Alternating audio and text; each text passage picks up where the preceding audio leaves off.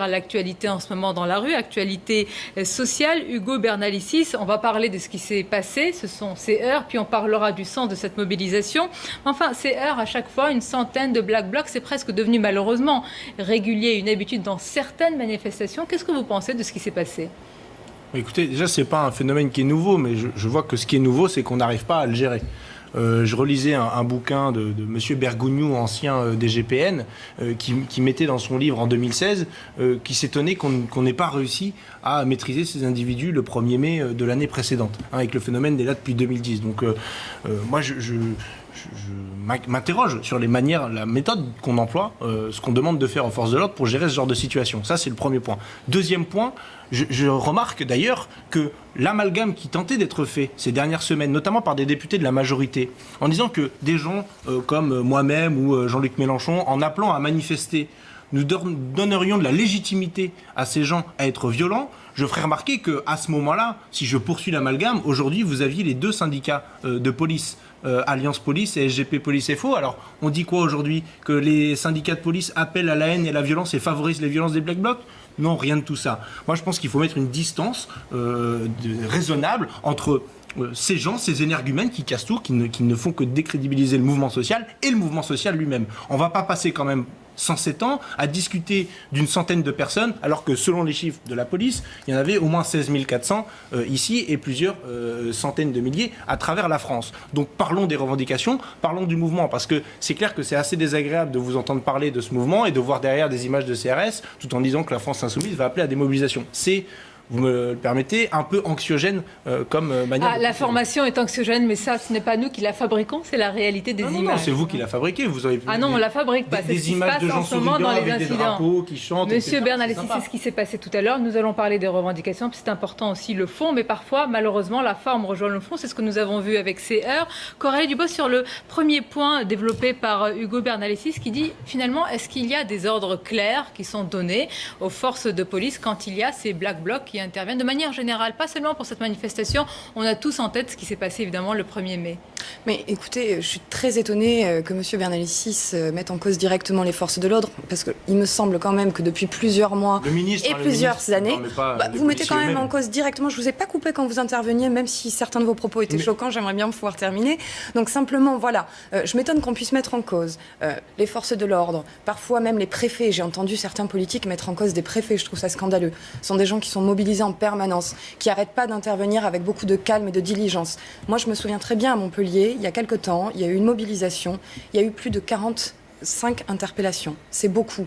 On ne peut pas dire que la violence n'a pas augmenté, que c'est comme ça depuis 2010 et qu'on ne fait rien, c'est faux. Il y a plus de violence dans ces manifestations, il y a des revendications propres qui doivent être entendues, qui sont celles de manifestants qui ont des craintes et des angoisses, et bien évidemment que nous les écouterons, c'est un droit qu'il faut respecter, mais il y a aussi un abus qui est fait par d'autres catégories de personnes qui sont là strictement pour semer le trouble. Et ça, c'est inadmissible. Sébastien Chenu, même question. Oui, moi j'aurais préféré d'abord entendre notre collègue condamner ces violences d'extrême gauche, de ces milices d'extrême gauche, il faut les condamner. C'est la première chose à faire, c'est avoir une pensée pour celles et ceux qui sont victimes. Et les victimes, c'est à la fois les habitants des quartiers traversés et à la fois les manifestants qui sont victimes de ces milices d'extrême gauche, anarchistes, dont on ne sait pas trop d'où elles viennent. On a vu qu'il y avait d'ailleurs un certain nombre de fils de bourgeois quand on a pu interpeller quelques-uns d'entre eux le 1er mai. La première chose, c'est condamner ces violences inacceptables. La deuxième chose, c'est que nous avons demandé une commission d'enquête parlementaire sur la gestion du 1er mai notamment, et sur la gestion faite par l'État de ces manifestations. C'est la façon la plus simple, la plus claire, la moins polémique de pouvoir savoir si la chaîne de commandement a bien été respectée, si tout ça, s'il y avait un certain nombre de moyens, si les moyens étaient affectés, correctement affectés. Nous avons demandé cette commission d'enquête, nous attendons évidemment qu'on y donne suite, mais je ne suis pas sûr que, venant de députés Front National, le gouvernement ait très envie de nous donner suite. Pour le reste, il y a un certain nombre de revendications dont on pourra peut-être parler, mais c'est récurrent. Et ce qu'il y a aussi à signaler, c'est que des interpellations, c'est bien, chers collègues, mais il faut que la justice suive derrière. Or, ils sont, pour la grande partie d'entre eux, relâchés immédiatement. Vous savez très bien que jusqu'à 2 ans de prison ferme, personne ne se retrouve en prison jusqu'à 2 ans de prison ferme. Donc il y a aussi cet outil judiciaire qui devrait être à niveau et qui ne l'est pas. Le laxisme de la justice n'est plus à démontrer dans notre pays. Donc on a une faiblesse de force de l'ordre, on a une justice laxiste. Ça ouvre en tous les cas. Et je l'avais dit ici sur ce plateau, le gouvernement était... Une faiblesse des forces de l'ordre, oui, en nombre. Ils ont faiblesse de moyens. Ils n'ont pas assez de moyens, ils ne sont pas assez soutenus. Et j'avais dit ici, puisque le ministre de l'Intérieur avait dit qu'il était satisfait de la façon dont le 1er mai avait été géré, j'avais dit, si vous êtes satisfait, vous verrez, ça amènera les Black Blocs à revenir.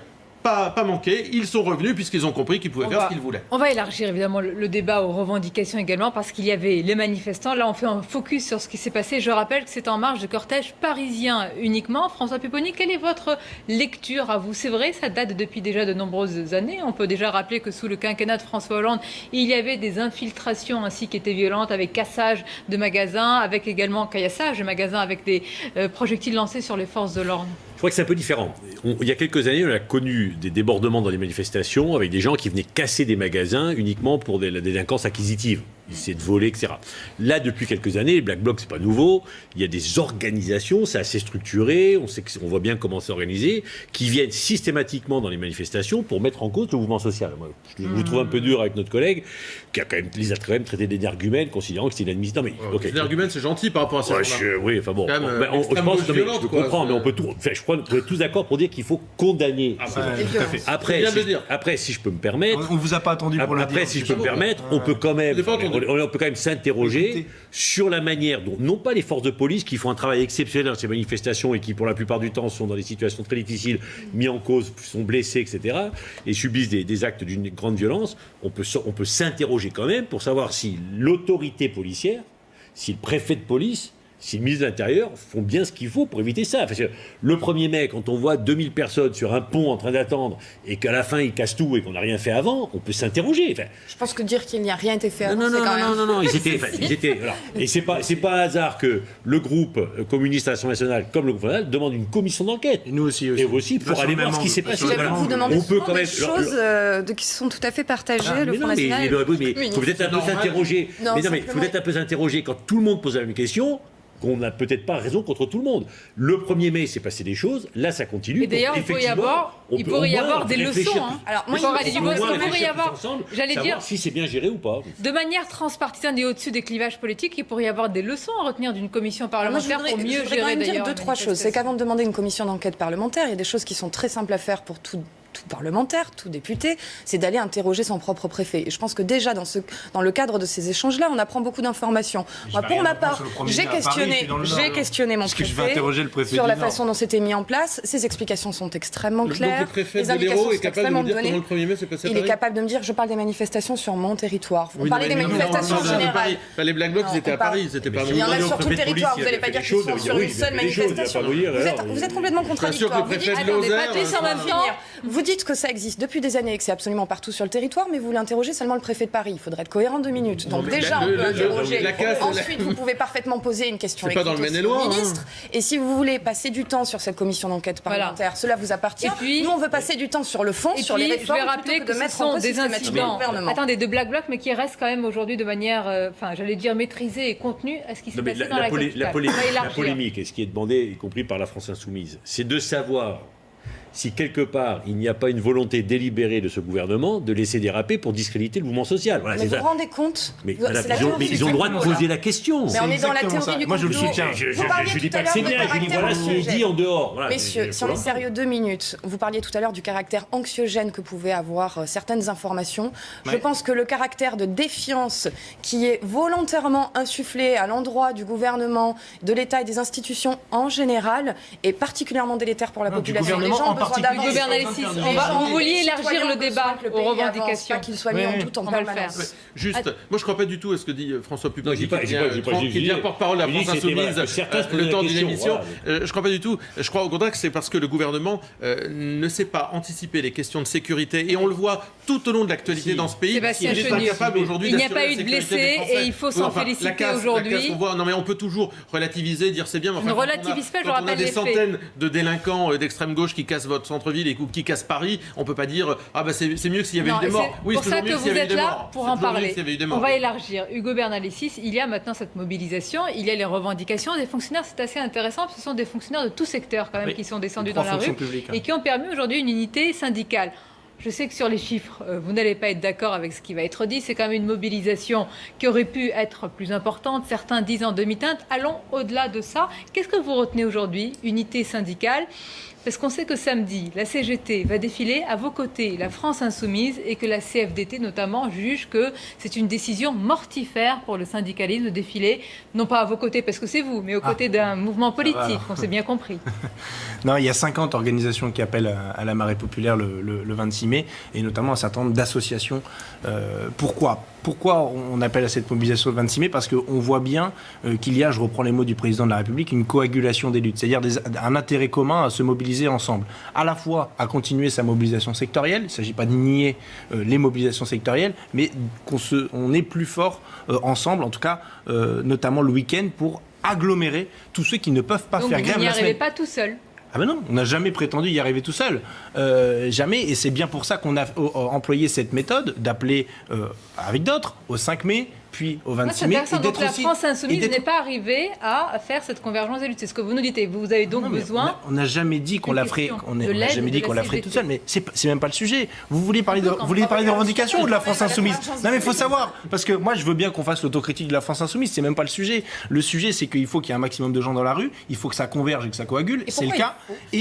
Et pourquoi? Parce que tous les fonctionnaires ont bien remarqué qu'il y avait une volonté du gouvernement de supprimer 120 000 postes de fonctionnaires. Comme ça, il y a un chiffre qui est sorti d'un chapeau, un matin on s'est dit tiens, alors, allez, pas du tout, mais je suis ravie qu'on aborde le sujet. c'est peut-être pour compenser les 20% de la taxe d'habitation. Et si vous aviez écouté notre ministre vous répondre plusieurs fois sur ces questions-là, vous savez que ce chiffre n'est pas sorti du chapeau et que d'ailleurs il n'est pas fixe. Non, il m'a même dit Monsieur Bernalicis, il n'y a pas vraiment de chiffres, c'est vous qui faites de la comptabilité en la matière. Je sais pas, c'est marqué 120 000. C'est une promesse de campagne d'Emmanuel Macron. Ça a toujours été une fourchette et pendant la campagne présidentielle que je portais aussi. Vous aviez lu ça en point, vous? Non, c'était une évaluation. Attendez, la réponse. Jamais été un chiffre fixe. Jamais. Pourquoi 120 000, on savait que c'était à peu près le nombre de personnes qui, pendant toute la durée du quinquennat, par an, partaient à la retraite. C'était ça le chiffre qui avait été donné. La question, c'est sur ces 5 fois 120 000, quels sont les postes qui seront nécessaires d'être renouvelés ou pas? Quels sont les apports du numérique qui permettront une réorganisation ou pas? Il n'a jamais été question de venir supprimer des postes de façon massive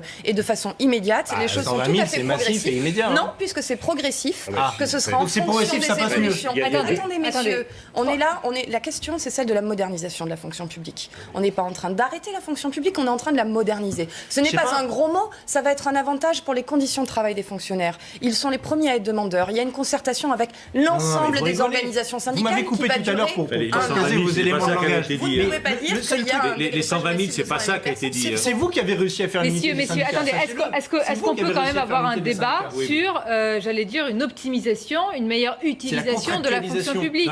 C'est pas tabou? Sans problème. Il n'y a aucun problème là-dessus et tous les gouvernements successifs ont commencé la modernisation. C'est pas arrivé aujourd'hui, il y a tous travaillé avec plus ou moins d'efficacité. Ce qui est grave dans les chiffres qui a été annoncé par la République En Marche pendant la campagne, c'était 120 000 fonctionnaires, dont 70 000 dans la fonction publique territoriale.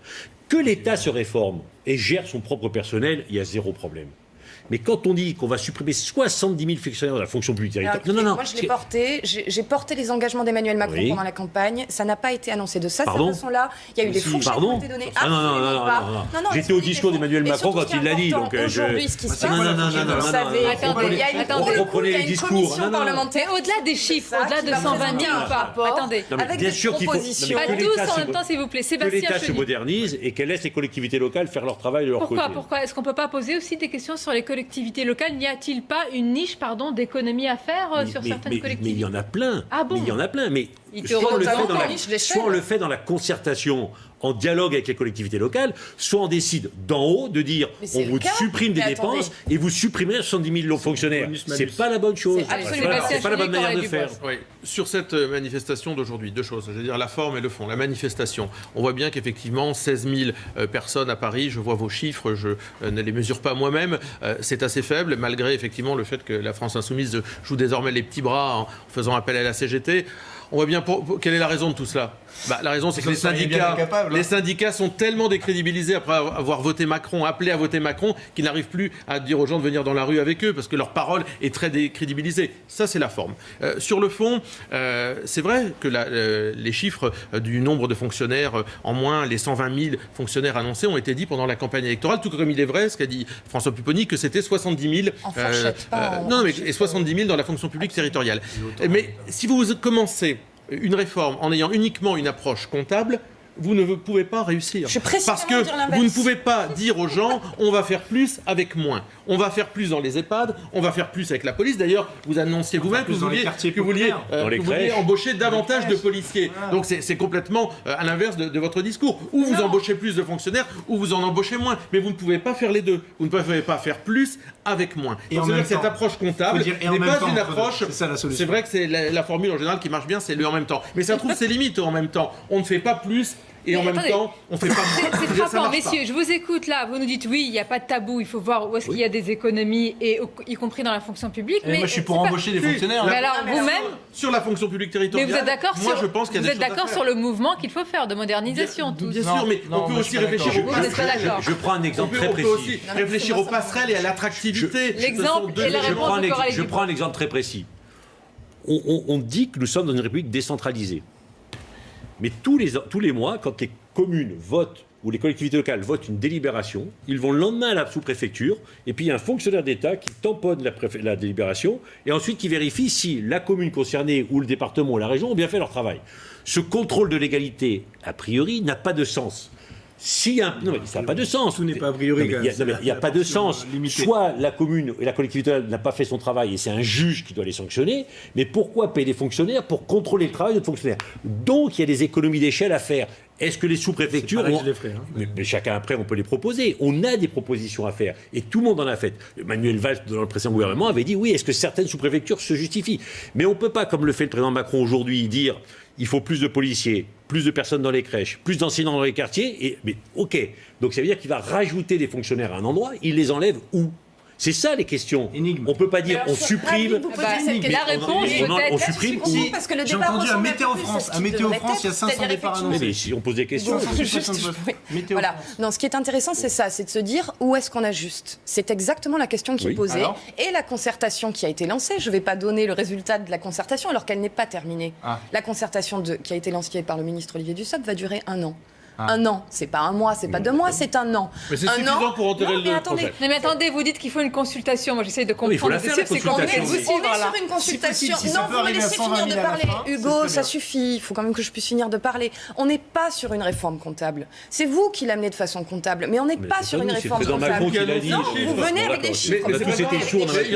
Vous avez figé, qui n'était pas présenté comme figé, qui était présenté comme une évaluation première. Je n'en rougis absolument pas. Est-ce que je peux poser une question? J'attends cette concertation. Est-ce que je peux poser une question? Et effectivement, il ne s'agit pas de... Vous êtes là pour répondre, mais posez la question à ma place. Il faut que je puisse répondre déjà à ce qui a été dit. Une question. Est-ce qu'on est d'accord pour dire que dans la concertation, on part d'un a priori? On ne diminuera pas le nombre de fonctionnaires dans les quartiers prioritaires de la politique de la ville. Alors, ça revient à ce que je voulais dire. Oui, c'est-à-dire que ce qui est important, ce qu'il faut entendre, et ça, je pense que toute personne qui a travaillé en entreprise, en association, enfin dans une organisation, le sait, quand on a fait un petit peu de recrutement, de management et de RH, c'est tout à fait possible de recruter des personnes et de mettre des effectifs sur des postes où il y a besoin d'augmenter le nombre de personnes, tout en le réduisant là où il n'y en a plus besoin.